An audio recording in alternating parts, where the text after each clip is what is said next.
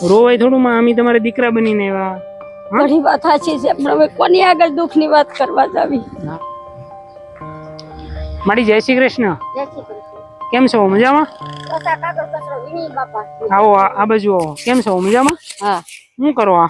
આ કાગળ કચરો વીણી ને 4 જણાને પેટ પોષણ કરી બાપા, બીજું તો શું કરીએ. શું નામ માં તમારું? મારું નામ જીવબેન. અચ્છા, પરિવારમાં કોણ કોણ છે માં? 2 છોકરા ને 2 માં દીકરો. 2 દીકરા? 2 છોડી છોકરો છોકરાના ને 2 માં દીકરો અમે. અચ્છા, મારા દાદા ગેરહાજર છે. તો તમે કેમ કચરો વીણો માં? આ પેટનું પોષણ કરવા કચરો વીણી. ઘરે બીજું કોઈ કમાય એવું નથી? કોઈ કમાય એવું છે નહીં બાપા. શું નામ કીધું તમારું? જીવબેન. જીવુમાં? હા. એટલે તમારા દીકરા નથી કમાઈ શકતા?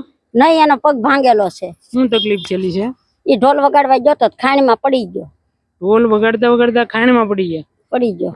અચ્છા, તમે વણકર છો? નહીં, એમ વાલ્મીકી છે. અચ્છા, વાલ્મીકી છો. તો માં તમે કચરામાં તમને કેટલા મળી જાય?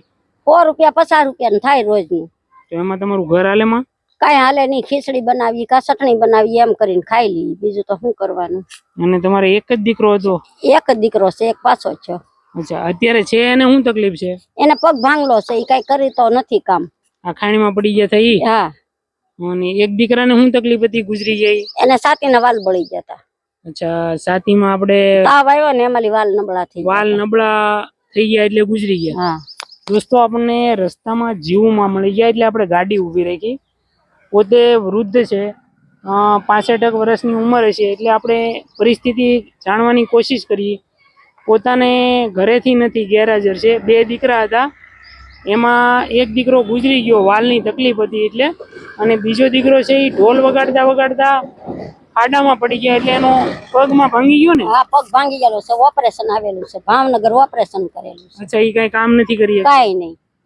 અને ઘર કેવું છે રહેવા મળી? ઘર કાંઈ સારું નથી બાપા, પાણી પડે છે, પોપડા પડે છે ઘરમાં. હા. તકલીફનો પાર નથી. સોમાહે પોપડા પડે, પાણીનું રેવાતું નથી, આખું ઘર પાણીનું ભરાય છે. તમને એવું લાગે તો આવતે સોમાહે આવીને જોઈ જાજો કે કેવી મારી પરિસ્થિતિ છે. ના ના, મારી બીજું શું કેતો કે તમારા દીકરાના દીકરા છે ઈ શું કરે, ભણવા જાય કે? છોડી છે એ 4મા ધોરણમાં છે ને છોકરો 1લા ધોરણમાં છે. છોકરો 7 વર્ષનો છે ને છોડી 11 વર્ષની. આ ભાઈ છે એના લગ્ન જ નથી ગયા? લગ્ન થઈ ગયા તા પણ બાઈ વૈયા ગયા છે. બૈરા એના પિયર વૈયા ગયા? હા, એ આકોલવાડી છે. અચ્છા, એટલે આ ભાઈ નો પગ ભાંગ્યો એટલે આવી રીતના કર્યું ને? હા, આવી રીતનું કર્યું. કાંઈ વાંધો નહીં મળી, ચિંતા નહીં કરો. અમે તમારી જેવા રોડ ઉપર મહેનત મજૂરી કરતા હોય ને, નાનો એવો સહયોગ કરીએ મળી, બરોબર? એટલે તમારા જેવાને મહેનત મજૂરી કરતા હોય ને અમે પહેલા સપોર્ટ કરીએ માં, બરોબર? ભગવાન તમારું સારું કરે બાપા. બસ બસ, અમારી ટીમ PM કલસરિયા તરફથી માં તમને એક નાનકડી એવી રેશનિંગની કીટ આપી છે. તમે અમારી ટીમને શું આશીર્વાદ આપશો? કે સદાય સુખી રાખે રામદેવજી બાપા. અમે તો રામાપીને માં ખોડિયારને માનીએ છીએ. બરોબર છે માં, બસ જીવમાં મહેનત કરતા રહો અને ભગવાન તમને હાજર તાજર રાખે અને તમારું સારી રીતે ગુજરાન. મારા ઘરની બહુ તકલીફ છે, મારે કોની આગળ કેવા જવું? આખો દી તડકો ખાવા, આખો દી જોવા ઉકળા ખોળતી હો. બહુ લાગે તો એવું આયા ભોજન શાળા વાળા ભૂખ્યા ભોજન થી ખીચડી રોટલા છોકરાને લાવીને ખવડાવું, બીજું તો શું કરી શકું? નાના માટે એમાં રોઈને તો કઈ આપણું જીવન નહીં પસાર થાય. આ મકાન ની સાજી તો ઉપાધિ છે કે છોકરાઓને ક્યાં નાખવા. મકાન બરોબર નથી એટલે ને? મકાન બરોબર નથી. આ બાજુ આવો માં, રોવાય થોડું માં, અમે તમારા દીકરા બનીને આવ્યા.